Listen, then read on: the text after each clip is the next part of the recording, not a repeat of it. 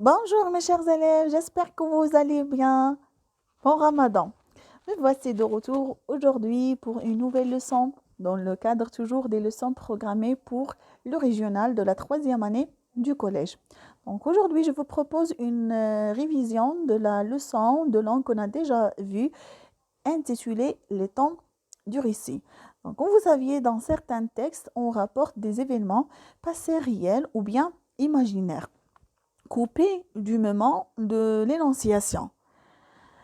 Et les temps verbaux les plus utilisés dans ce type de texte sont surtout les temps du passé, en particulier le passé simple et l'imparfait. Donc, on va voir une petite définition. Donc, l'imparfait est utilisé pour une action passée qui a duré et qui est terminée. Autrement dit, on emploie l'imparfait pour des actions qui ne sont pas limitées et qui ne sont pas accomplies dans le temps. C'est-à-dire, dont on ne précise ni le début ni la fin de l'action. Et parmi les valeurs de l'imparfait, on a la description. Donc, on emploie l'imparfait pour décrire ou bien pour expliquer. Aussi pour des actions qui sont répétées ou bien habituelles.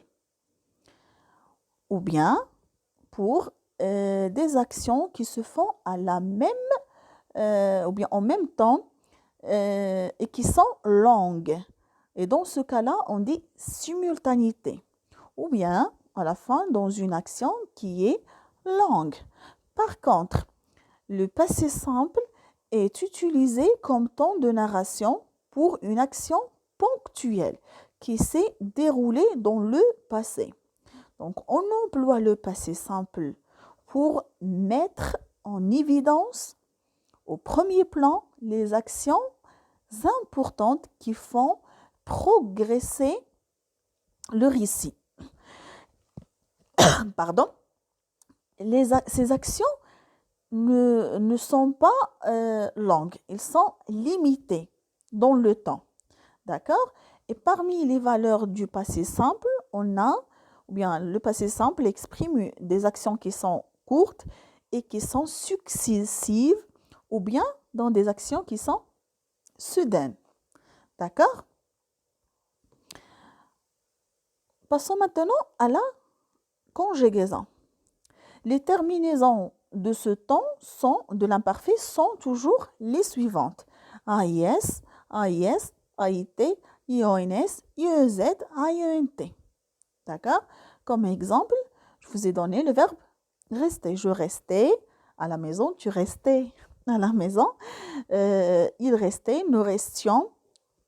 Vous restiez, ils restaient chez eux. Pour le passé simple, il existe 4 séries de terminaisons pour ce temps. AIS, AAS, AMES, ATES, ERENT.